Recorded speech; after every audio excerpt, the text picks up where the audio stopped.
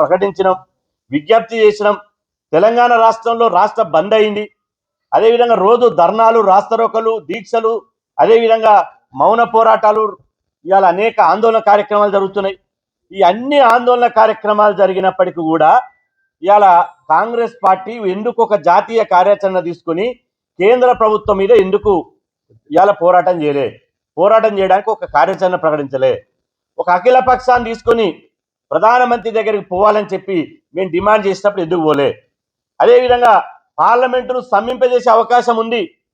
ఇలా ఇంకొక గమ్మత్తైన విషయం ఏంటంటే, చిన్న పిల్లగాడు కూడా ఈ ప్రభుత్వాలు, కేంద్ర రాష్ట్ర ప్రభుత్వాలు, కిషన్ రెడ్డి, రేవంత్ రెడ్డిల కుట్ర ఏంటంటే, చిన్న పిల్లలు కూడా అర్థం చేసుకోవచ్చు. మార్చి వరకల్లా, మార్చిలో వచ్చేటువంటి ఫైనాన్స్ ఇయర్ ఎండింగ్ కాబట్టి మార్చి 31 వరకు ఫైనాన్షియల్ ఇయర్ ఎండింగ్. మార్చి 31 వరకల్లా 3000 కోట్లు ఇవాళ విడుదల చేయకపోతే అవి మురిగిపోతాయని అంటున్నారు. మరి ఇవాళ నవంబర్, మార్చి ఇంకెన్ని రోజులు ఉంది? ఇంకా 3 నెలలు ఉంది. 3 నెలలు ఉంది. 3 నెలలు ఉన్నప్పుడు వారం 10 రోజుల నోటిఫికేషన్ ఎందుకని అడుగుతున్నా. సర్పంచ్ ఎన్నికలు రాష్ట్రంలో 15 రోజులలో సర్పంచ్ ఎన్నికలు అయిపోతాయి. అంటే డిసెంబర్ 2వ వారం వరకల్లా సర్పంచ్ ఎన్నికలు అయిపోతాయి. మరి జనవరి ఏం చేస్తారు, ఫిబ్రవరి ఏం చేస్తారు, మార్చి ఏం చేస్తారు? అంటే మీరు పార్లమెంటులో కొట్లాడే సమయం ఉన్నది, మీరు కోర్టులలో కూడా న్యాయ పోరాటం చేసేటువంటి అవకాశం ఉన్నది. ఆ రెండు ఆయుధాలను ఉపయోగించుకోకుండా కావాలని కూడబలుకొని ఇవాళ బీహార్ ఎన్నికల్లో బీజేపీ గెలవంగానే రేవంత్ రెడ్డి గారికి లాగుదడిచింది.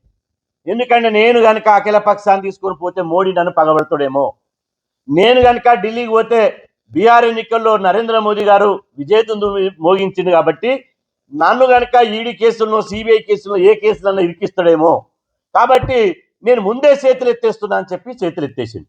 ఇవాళ నేనంటున్నా, మిమ్మల్ని చేతులు ఎత్తేసాడు కాదు, బీహార్లో మీరు ఇవాళ 2 బీసీ ద్రోహుల పార్టీలు కాంగ్రెస్, బీజేపీ.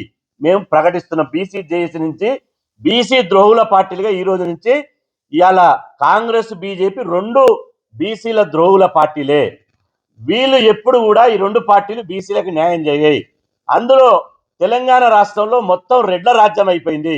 తెలంగాణ రాష్ట్రంలో రెడ్లు చేసింది తప్ప ఇలా రెడ్లు చేసేటువంటి అధికారాలు, రెడ్లు చేసే నిర్ణయాలు తప్ప బీసీలది కనీసం చెల్లని పరిస్థితి అయిపోయింది. ఎందుకు రెడ్ల రాజకీయం అయిపోయింది? నేను అంటున్నా, టీఆర్ఎస్